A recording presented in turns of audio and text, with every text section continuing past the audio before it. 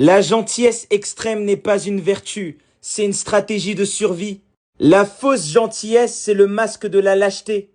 La personne trop gentille ne cherche pas la paix, elle cherche à éviter le conflit pour éviter de s'affirmer. Elle évite les conflits pour éviter d'exister vraiment.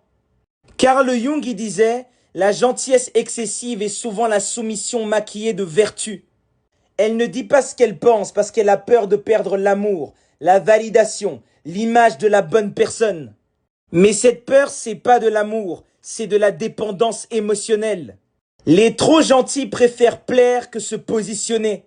Ils croient que se taire, c'est être fort, alors qu'ils sont en train de se trahir. Gurdjieff était catégorique. Celui qui ne sait pas dire non ne sait pas qui il est.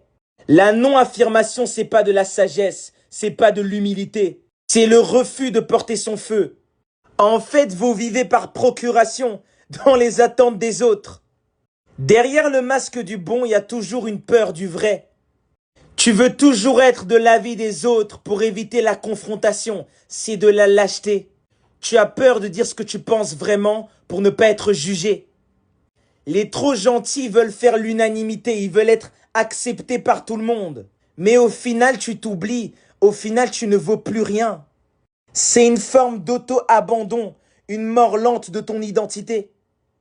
Rester vrai et authentique, quitte à perdre le monde, c'est pas grave. On s'en fout du monde. L'important, c'est toi-même d'être fier de ce que tu es. Et de t'affirmer, accepter que tu as des valeurs et que tu dois les défendre à tout prix. Arrêtez d'être gentil, soyez juste et tranchant.